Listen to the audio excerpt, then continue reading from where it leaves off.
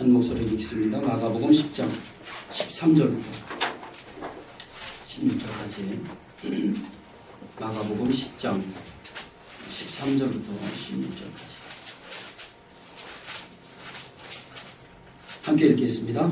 사람들이 예수께서 만져주심을 바라고 어린 아이를 데리고 오매 제자들이 보시거늘 예수께서 하시고 무엇을 이르시되 어린 아이들이 내게 오는 것을 용납하고 불만지 말라. 하나님의 나라가 이런 자의 것이라. 내가 진실로 너희에게 이르노니 누구든지 하나님의 나라를 어린아이와 같이 살지 않는 자는 결단코 그것을 들어가지 못하게 하시고 그 어린아이를 안고 그를 안수하시고 축복하시니라.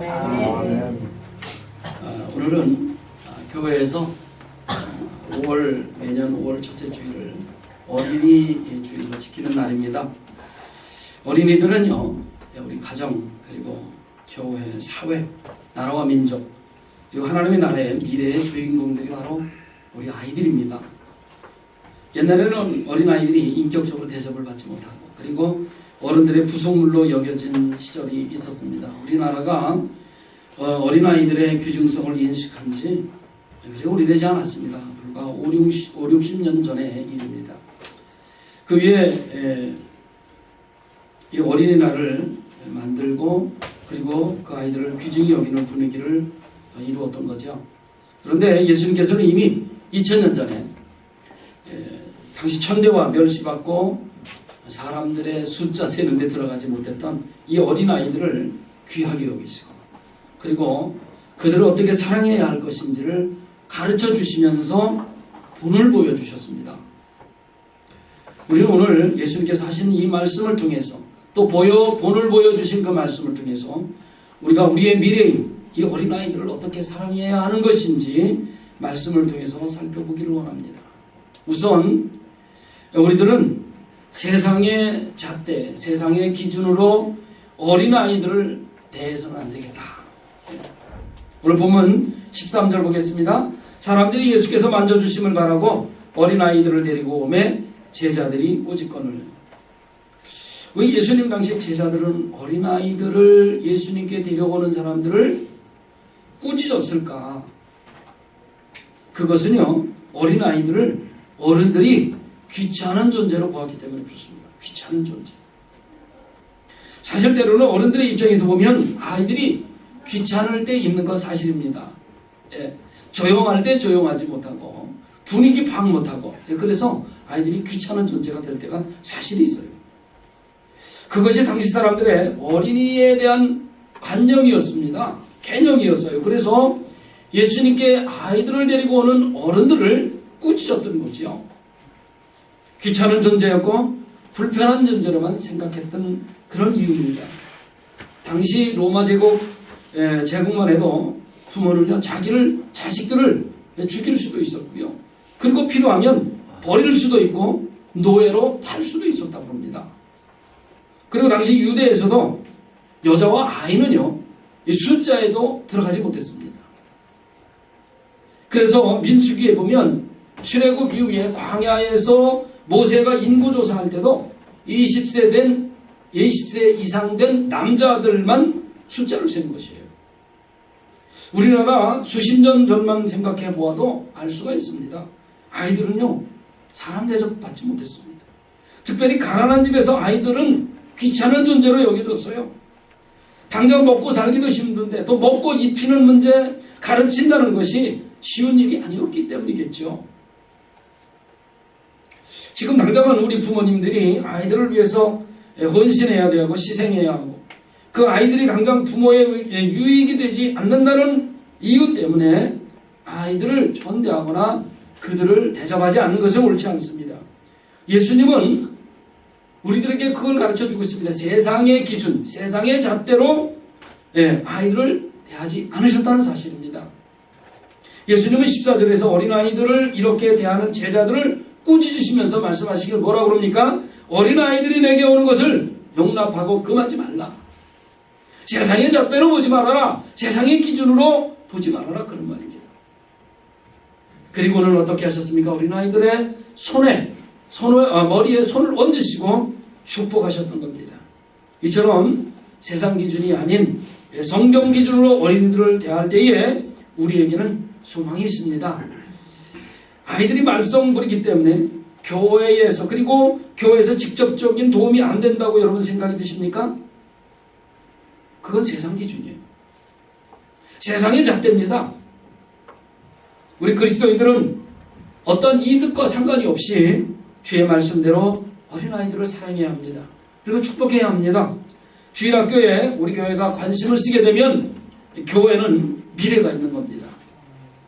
이것이 우리 유스그룹까지 쭉 이어져야 돼요. 대학부까지 쭉 이어져요. 그래야 믿음 안에서 아이들이 성장할 뿐만 아니라 사회에 나가서도 하나님의 나라를 위해서 일하는 일꾼들로 성장하는 겁니다. 교회에서 아이들 나 몰라라, 그래서 아이들은 아이들끼리 알아서 해라, 이렇게 하게 되면 우리는 미래가 없습니다. 그 다음으로 어른들은 아이들을 반드시 예수님께로 인도해야 하겠습니다. 14절 보겠습니다. 예수께서 보시고 노하시어 이르시되 어린아이들이 내게 오는 것을 용납하고 금하지 말라. 하나님의 나라가 이런 자의 것이니라. 예수님의 이 말씀에서 어린아이가 오는 것을 용납할 뿐만 아니라 데려오라 라는 말씀으로 이야기하고 있습니다. 부모님들은요, 아이들이 교회에 나와서 예배드리고 그리고 규칙적인 신앙생활하도록 가르쳐 주셔야 합니다. 부모님들이 자식에게 신앙을 강조하지 않는 것처럼 비극적인 일은 없어요. 지금 우리가 살고 있는 이 시대는 매우 악한 시대입니다. 그 어떤 시대보다 악한 시대예요. 어렸을 때 신앙을 강조하지 않으면 아이들이 부모님 손을 떠나게 되면 어떻게 됐습니까? 아이들이 어떤 모습으로 살아갈지 걱정되는 악한 시대입니다. 쾌락을 추구하는 이 시대는 성적 타락과 그리고 마약은 이제 너무나도 우리 자녀들이 자연스럽게 받아들일 수밖에 없는 그러한 시대입니다. 뿐만 아니라 이제 앞으로 동성애가 우리 아이들에게는 그저 아무것도 아니라는 생각을 가지고 삶을 살아갈 수밖에 없는 그런 악한 시대예요. 특별히 이번 미 연방대법원에서 동성결혼 공청회가 마감이 되게 되고 이제 9명의 판사가 동성결혼을 합법화할 것인지에 대해서 의논하게 되는데 6월달이 되면 그것이 결정이 되어진다고 합니다. 이것이 결정되어지면 헌법이 동성 커플을 결혼할 수 있는 권리를 허가하게 되면 허락할 수 있는가에 대해서 결정하는 것인데, 만약 그것이 결정되어지면은요, 어느 주에도 상관없습니다. 뭐 동성애를 인정하든 안 하든 주법하고는 상관없이 결혼할 수 있는 권리를 법이 연방정부에서 허락되는 거예요. 이것은 정말 큰 비극이 아닐 수 없습니다. 그렇기 때문에 아이들에게 예배를 강조하지 않고 교회 생활을 가르치지 않는 것은 곧 무엇입니까? 하나님 없이 살라고 하는 것과 다를 것이 없어요. 결국 아이들이 지옥으로 가라, 어른들이 그렇게 방관하는 것과 다름이 없다는 이야기입니다. 예수님께서 우리 아이들을 데려오시는 것에는 아무런 이유가 없었습니다. 숙제해야 하기 때문에, 과외활동해야 하기 때문에, 무엇 때문에 교회에 오지 못했다는 말은 결국 아이들이 하나님 없이 살아도 상관없다, 그 똑같은 이야기입니다. 그러나 사랑하는 성도 여러분, 우리 아이들에게 신앙보다 더 귀중한 것은 없습니다. 혹시 자녀들이 다 성장해서 밖으로 나가신 분들이 있겠습니다만, 혹시 그 아이들을 신앙적으로 가르치지 않았다면 지금 부모의 마음이 애끓는 마음이 될 수밖에 없을 것입니다. 성경 잠언 22장 6절에 이렇게 말씀합니다. 마땅히 행할 길을 아이에게 가르치라. 그리하면 늙어도 그것을 떠나지 아니하리라. 우리에게 교훈하고 있습니다.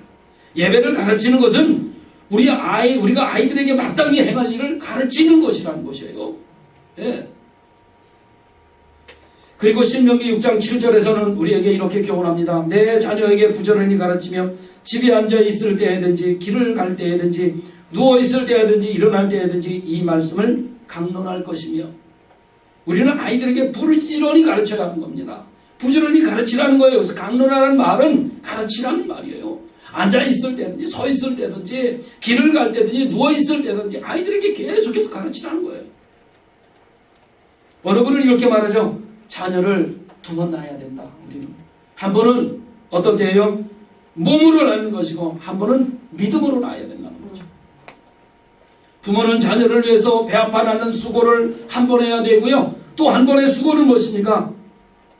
아이들의 수준에 맞도록 그 아이들을 믿음을 가르쳐 줘야 된다. 그 수고 수고를 해야 된다. 가정 예배도 드리고 헌금하는 법도 가르쳐 줘야 되고요. 기도하고 성경 읽는 습관도 아이들에게 가르쳐 주어야 합니다. 그리고 아이들이 잘못했을 때 회개하는 방법도 가르쳐 주어야 합니다. 교회 성도들과 또 어른들 섬기는 법, 우리 아이들에게도 가르쳐야 합니다. 그 다음으로 우리 어른들은 관심과 사랑으로 우리 아이들을 보살펴 주어야 합니다. 마태복음 18장 10절에 이런 말씀으로 우리에게 교훈해 주고 있습니다. 삼가 이 작은 자 중에 하나도 없인 여기지 말라. 너희에게 말하노니 그들의 천사들이 하늘에서 하늘에 계신 내 아버지 얼굴을 항상 배우느니. 무슨 말씀입니까? 어린 아이들이라고 해서 함부로 대하지 말라는 말이에요. 어린아이들도 한 인격체로 대해주라는 이야기입니다. 사실 우리 어린들의 세심하지 못함 때문에 아이들이 상처 많이 받습니다. 아무렇게나도 상관이 없다라고 생각하기 때문에 그런 거죠. 어른들이 아이들에게 지나친 기대와 목표를 갖게 되면 상처를 주기 쉽습니다. 그래서 아이들이 좀 잘못하더라도 야단치기보다는 작은 일에 칭찬해 줘야 합니다. 칭찬을 해주면 아이들이 버릇 없어진다라고 생각하는 어른들도 있습니다만은 자녀들의 적절한 말과 행동으로 사랑을 표현해주고 그리고 인정해주는 것은 아이들에게 용기와 희망을 주는 매우 중요한 일입니다. 어른들은요, 우리나라 사람들 특히 이것을 잘 못해요. 이 가부장적인 제도에 있는 그런 분들은 더군다나 이 일을 잘못합니다. 그리고 때로는 아이들에게 사랑의 채찍으로 훈계해야 합니다. 무조건 사랑만 베풀어서는 되는 일이 아니에요. 이것이 성경의 가르침이기 때문에 저는 말씀드립니다. 그렇다고 아무 때나 막 때려라 그런 말씀 아닙니다. 잠언 13장 24절에 보면 매를 아끼는 자는 그의 자식을 미워함이라 자식을 사랑하는 자는 근실히 징계하느니라. 아이들을 대할 때 사랑과 채찍을 적절히 사용해야 합니다. 이것이 성경적이에요. 무조건 칭찬하는 것도 문제가 있습니다만은 사사건건 아이들에게 잔소리하거나 때린다든지 나무라는 것, 이건 문제 있습니다. 지금 재벌이 사라진 일부 나라에서는 아이들을 통제할 수 있는 수단이 없어서 부작용이 크다고 합니다. 물론 매를 드는 것이 무조건 옳다라고 말씀드리는 것은 저는 아닙니다. 그러나 어린아이들이 하나님의 규율이라든지 사회의 규율을 어겼을 때는 매를 들어서라도 그것이 잘못된 것임을 깨우쳐주고 바른 길로 이끌어줘야 한다는 말씀이 됩니다. 채찍이라고 해서 때리는 것만을 이야기하는 것은 아니죠. 여기서 채찍이라고 하는 것은 알아들을 수 있도록 인격적인 말로 하는 것도 채찍입니다. 때리는 것만이 채찍이 아니라 인격적으로 그 아이를 대해주는 것, 그 아이들이 알아들을 수 있도록 해주는 것도 바로 채찍이 되는 겁니다. 자녀들을 지나치게 학대하는 것도 자녀를 망치게 하는 일이겠습니다만은 자녀를 과잉 보호하고 그리고 우상처럼 여겨도 자녀를 망치게 한다는 사실 우리는 기억해야 할 필요가 있어요. 아이들을 너무 과잉 보호하지 마십시오. 옳은 일 아닙니다. 징계에도 법칙이 있어요. 아이들을 화풀이 대상으로 삼아서는 결단가 아닙니다. 내가 또 스트레스 받았다고 그것을 아이들에게 화풀이의 대상으로 삼아서는 안 됩니다. 왜 징계를 받는지 인격적으로 그 이유를 납득할 수 있도록 아이에게 설명해 줘요. 그리고 아이들을 벌 줄 때에도 기도하는 마음으로 해야 합니다. 한번 벌을 주면 그것을 그 문제는 용서해주고 끝내야 돼요. 다시는 두 번 다시 거론하지 말아야 합니다. 예수님은 우리를 죄의 값으로 그리스도의 피를 주셔서 피를 흘리셔서 우리를 용서해 주셨는데 다시는 그 문제를 거론하지 않는다고 그러셨어요. 마찬가지로 아이들에게 잘못을 했을 때 벌을 주거나 혹은 잘못됐다라고 하는 시인을 할 때는 두 번 다시 그 문제를 거론해서는 안 됩니다. 지난 일을 두고 말하면 안 된다 그런 말이죠. 뿐만 아니라 많은 사람들이 있는 데서 벌을 주면 안 됩니다. 또 이건 문제가 있는 거죠. 진실로 사랑하기 때문에 아이들을 징계할 수는 있습니다. 그러나 조용하게 다른 사람들이 보지 않는 데서 그 아이들의 자존심을 세워줘야 합니다. 그리고 우리 부모님들이 먼저 본을 보여야 할 것이 너무나도 중요합니다. 예수님은 아이들 사랑하는 그 아이들을 축복하시는 모습을 통해서 우리들에게 본을 보여주셨습니다. 예수님은 그저 말로 하신 분이 아닙니다. 항상 본을 먼저 보여주셨어요. 좋은 부모에게 좋은 자녀가 있는 것입니다. 생활 속에서 또 진실함, 거룩한 생활의 본을 우리 부모님들이 먼저 보여주시기를 원합니다. 그래야 우리 아이들이 부모님의 모습을 보고 따라하는 것 아니겠습니까? 부모님은 엉망으로 신앙생활하면서 아이들이 믿음으로 살기를 바란다면 그 부모님의 생각은 고쳐져야 합니다. 먼저 아이들에게 신앙으로 본을 보여주십시오. 그리고 마지막으로 우리는 아이들을 늘 축복해야 합니다. 16절 봅니다. 그 어린 아이들을 안고 그들을 위해 안수하시고 축복하시니라. 부모님들이 자식들을 안고 하는 이 축복의 힘은 얼마나 큰지 모릅니다. 매우 놀랍습니다. 아브라함도요, 이삭도요, 야곱도 그의 자손들을 축복했습니다. 그 축복대로 이루어졌습니다. 축복은 전승되는 거죠. 믿음은 전승되는 거예요. 전승이 뭡니까? 대를 이어서 내려간다는 이야기입니다. 하나님 안에 있는 믿음은 대를 이어져 내려가는 겁니다. 할아버지의 믿음이 아버지에게로, 아버지의 믿음이 아들에게로 이어져 내려가는 거죠. 아브라함의 믿음이 이삭에게로 이어졌고 이삭의 믿음이 야곱에게 이어졌습니다. 그리고 야곱의 믿음은 어디로 이어졌습니까? 12지파로 이어져 내려갔습니다. 야곱이 창세기 49장에서 자녀들에게 복을 빌었을 때 그 복이 그대로 이루어졌습니다. 요즘은 세대 격차가 너무나도 넓죠. 우리가 살던 때, 우리가 한 20살 때 살던 때하고 지금 우리 아이들이 사는 세대하고는 우리하고는 너무나 격차가 큽니다. 그거 왜 그렇습니까? 세상이 너무나 빨리 변하기 때문에 그렇습니다. 그래서 어른들이 볼 때 아이들이 못 마땅할 때가 너무나 많죠. 우리 때는 그러지 않았는데 저 아이들만 말이지 아주 버르장머리가 없다 이렇게 생각할 때가 있습니다.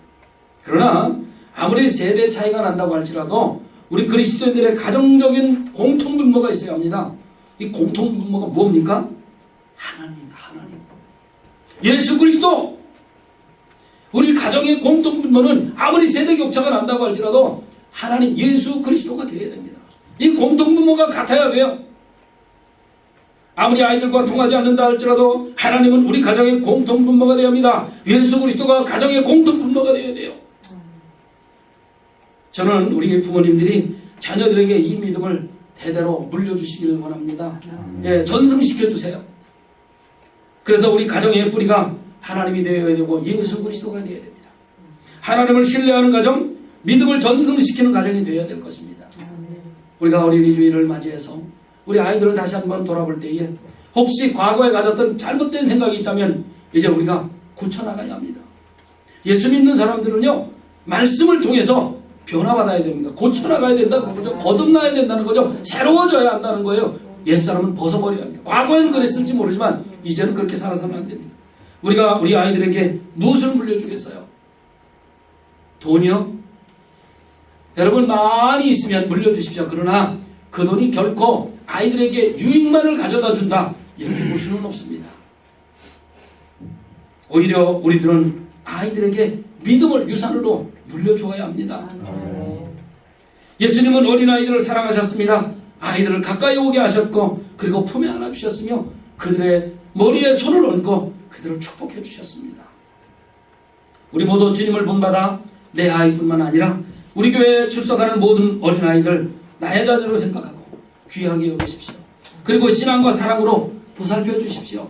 그 아이들이 우리 가정에 또 우리 교회에 우리 나라의 또 민족의 미래들입니다. 그 아이들이 훌륭하게 커야 합니다. 어디를 가든지 부모를 떠나서라도 그들의 신앙을 지켜나가고 그리고 나라를 위해서 헌신할 수 있어야 합니다.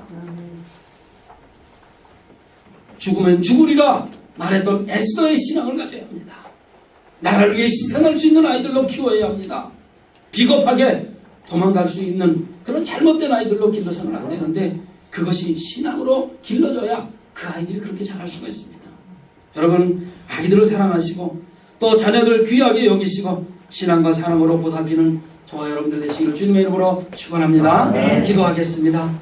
고마우신 아버지 하나님, 오늘 어린이 주일로 저희들이 지키는데 우리 어린 아이들은 우리 가정, 우리 교회, 또 우리 사회, 우리 국가, 민족의 미래입니다.